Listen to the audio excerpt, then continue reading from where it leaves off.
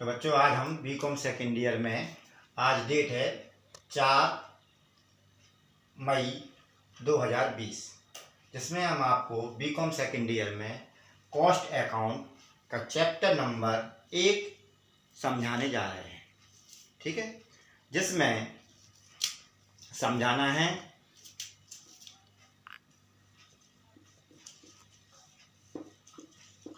Meaning,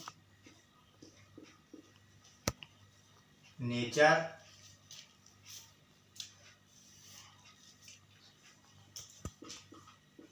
scope and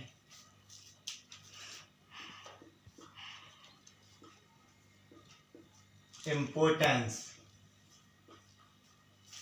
meaning, nature, scope and importance. पहला chapter है cost account, लागत लेखांकन। लागत लेखांकन का अर्थ, लागत लेखांकन की प्रकृति, लागत लेखांकन के क्षेत्र और लागत लेखांकन के महत्व, ये आपको समझाना है। तो बच्चों, कॉस्ट अकाउंट में हम सबसे पहले देखते हैं कि अकाउंट कितने प्रकार के होते हैं। कितने प्रकार के होते हैं, मतलब लेखांकन कितने प्रकार के होते हैं। तो बच्चों, आंसर है लेखांकन 3 प्रकार के होते हैं।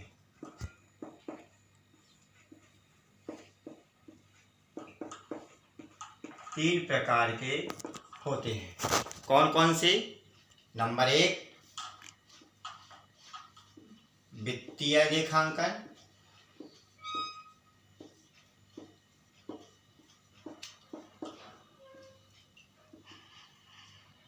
वित्तीय लेखांकन। नंबर 2 लागत लेखांकन।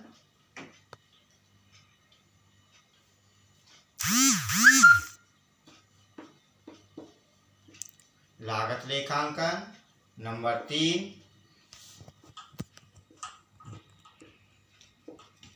प्रबंधकीय लेखांकन। मतलब number 1 financial account, number 2 cost account, number 3 management account.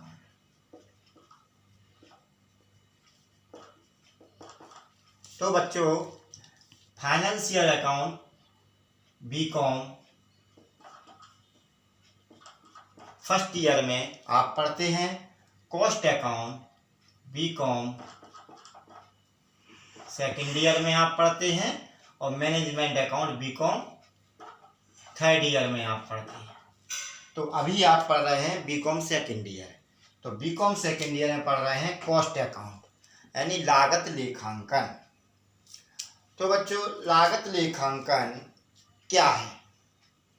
तो लागत लेखांकन का मतलब है कि जब व्यापारी व्यापार करता है तो व्यापार में लागत लगाता है, यानी पूंजी लगाता है।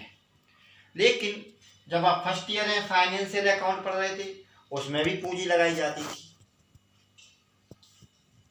लेकिन उसमें पूंजी जो लगाई जाती थी वो फाइनेंस करा के पूंजी लगाई जाती थी, यानी फाइनेंस कराई जाती थी पूंजी, और फिर उसको व्यापार में लगाई जाती थी। और सीधी सीधी लगाई, जैसे किराए मूल, जैसे गुड्स परचेज किया, माल खरीदा, कितने का? 50,000 का। अब उसमें ना तो ये पता रहता था कि वस्तु की कीमत क्या है, वस्तु बनी कितने में है, वस्तु का मूल्य क्या है, एक वस्तु कितने हमारे पास प्रोडक्ट आए, कितनी यूनिट प्रोडक्ट आया, ये कुछ पता नहीं चलता था फाइनेंशियल। इसलिए फाइनेंशियल अकाउंट अधूरा था। जब फाइनेंशियल अकाउंट अधूरा था तो उसकी पुष्टि करने के लिए कॉस्ट अकाउंट का प्रयोग किया गया, जिसमें कॉस्ट अकाउंट में एक इकाई यानी पर यूनिट की कीमत होती है। पर यूनिट की कीमत होती है। जैसे हमने रॉ मटेरियल परचेज किया तो यूनिट का रॉ मटेरियल परचेज कर लेंगे। उसके बाद जब हम प्रोडक्ट बनाएंगे तो प्रोडक्शन जब करेंगे, प्रोडक्ट का प्रोडक्शन करेंगे। प्रोडक्शन मतलब बनाएंगे नया। जैसे ये मार्कर बनाया तो ये मार्कर 10 रुपये का बना। हमने प्रोडक्ट मार्कर था हमारा और इसका प्रोडक्शन किया, इसको बनाया तो 5-10 रुपये का बना दिए। अब हम मार्केट में इसको बेचेंगे तो मार्केट में जब बेचेंगे तो इसमें प्लस प्रॉफिट करेंगे। तो 10 रुपये की जगह इसको 12 रुपये 13 रुपये में हम बेच देंगे। तो एक मार्कर की कीमत है। तो कॉस्ट अकाउंट में बताया जाता है कि हमने 25 मार्कर खरीदे, 25 मार्कर खरीदे और एक मार्कर की कीमत के देखे 10 रुपया। तो 25 हमने खरीदे तो 250 रुपये के हमने मार्कर खरीदे। और कितने खरीदे? 10 खरीदे। उसमें लिखा है 10 मार्कर की कीमत कितनी है? 250 रुपये। लेकिन फाइनेंशियल अकाउंट में ऐसा कहीं नहीं लिखा है कि 10 मार्कर की कीमत 250 रुपये है। उसमें सीधा लिखा कि गुड्स परचेज किया 250 रुपये का। तो इस तरीके से लागत लेखांकन के बगैर फाइनेंशियल अकाउंट अधूरा है। तो बच्चों, सबसे पहले हम आपको पढ़ाएंगे लागत लेखांकन का अर्थ। तो लागत लेखांकन का अर्थ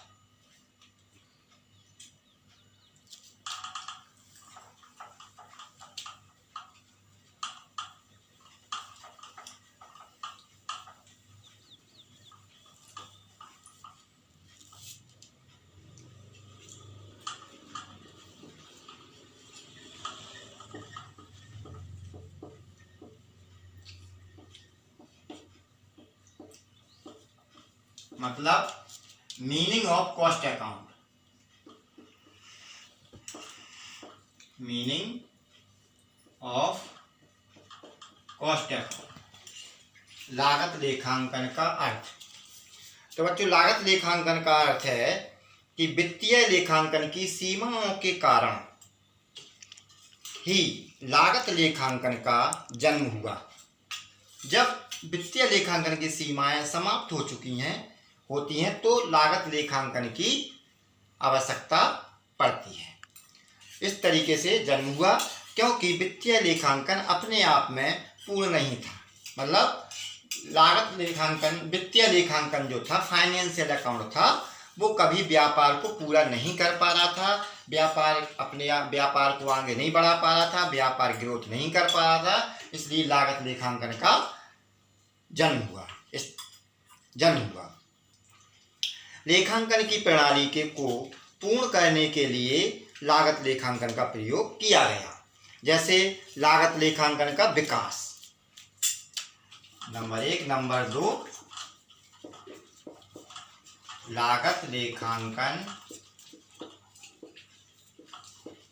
का विकास, डेवलपमेंट ऑफ कॉस्ट अकाउंट।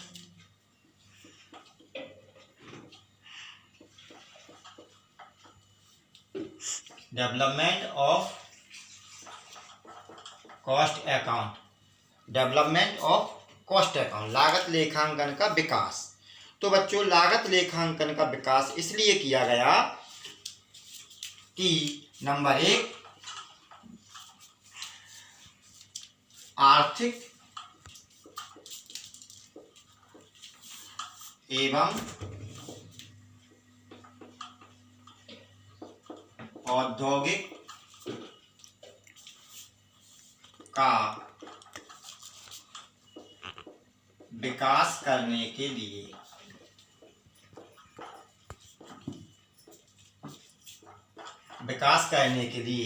तो लागत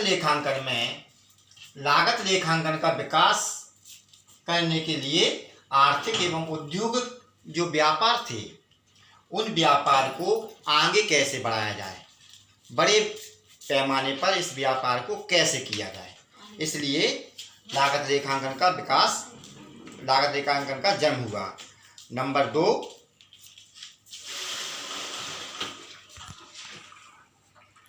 2, दीर्घ उत्पादन जैसे श्रम विभाजन, वैज्ञानिक प्रबंध। जैसे दीर्घ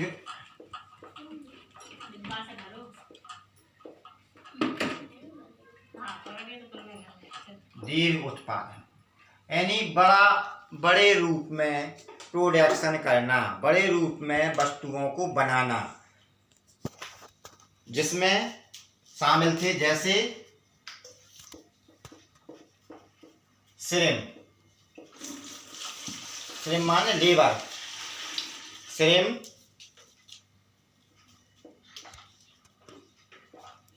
वैधानिक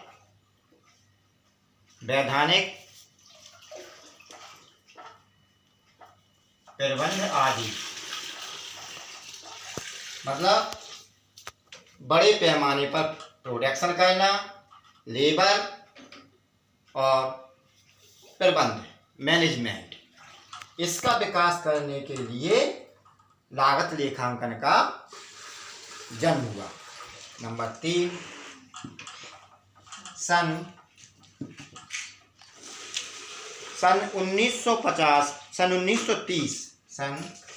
1930 में विश्वव्यापी मंदी काल औद्योगिक विकास किया गया। सन 1930 में जब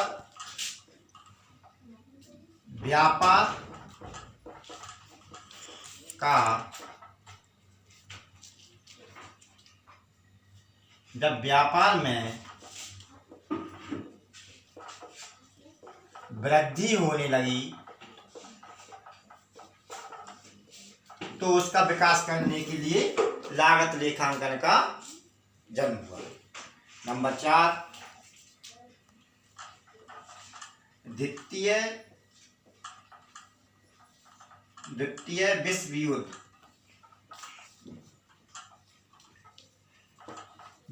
युद्ध के बाद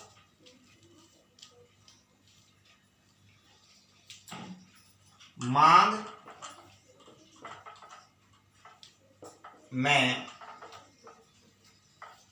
वृद्धि हुई।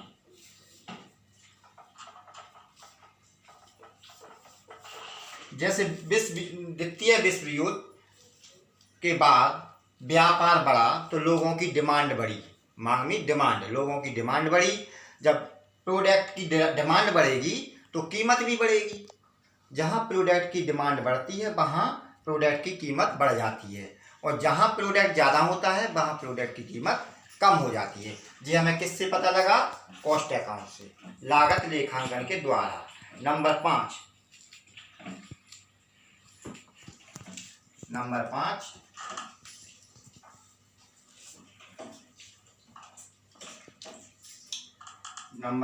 उत्पादक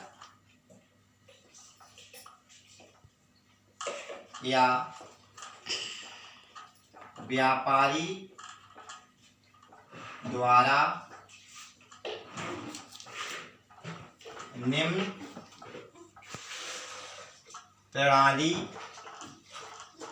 का प्रयोग करना।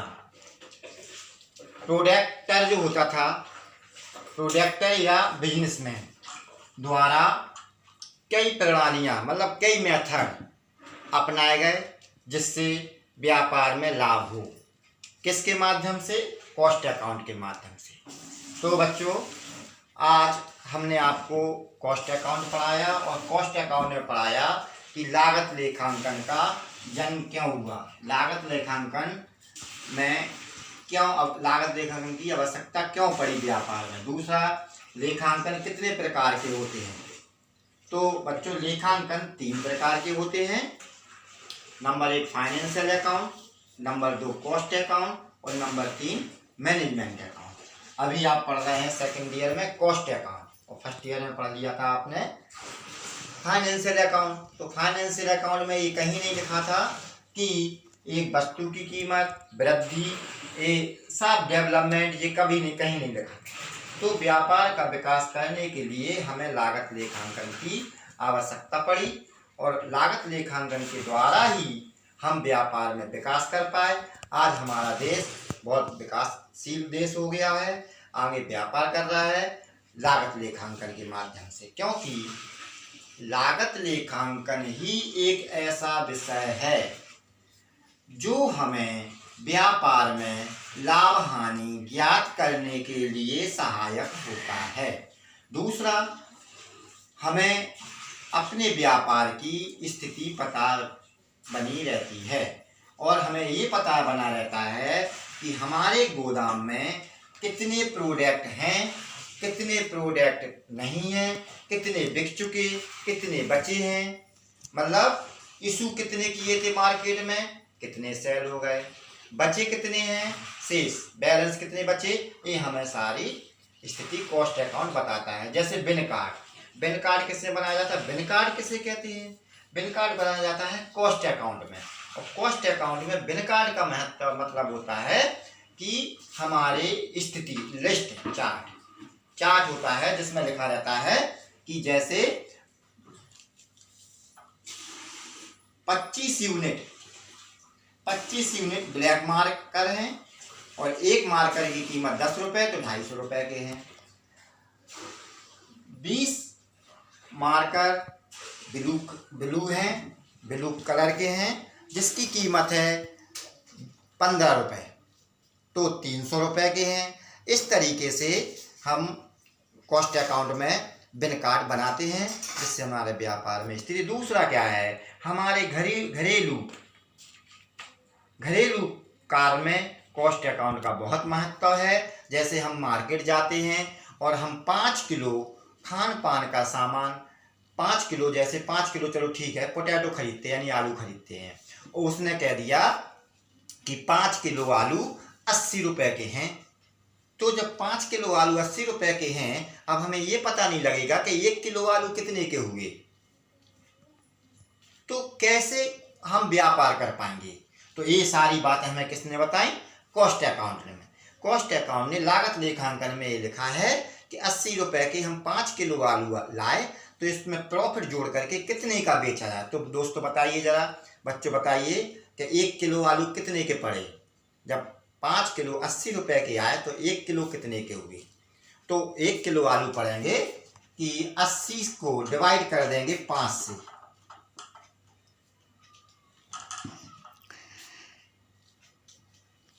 ये पड़ेंगे आपके 16 रुपए पर केजी।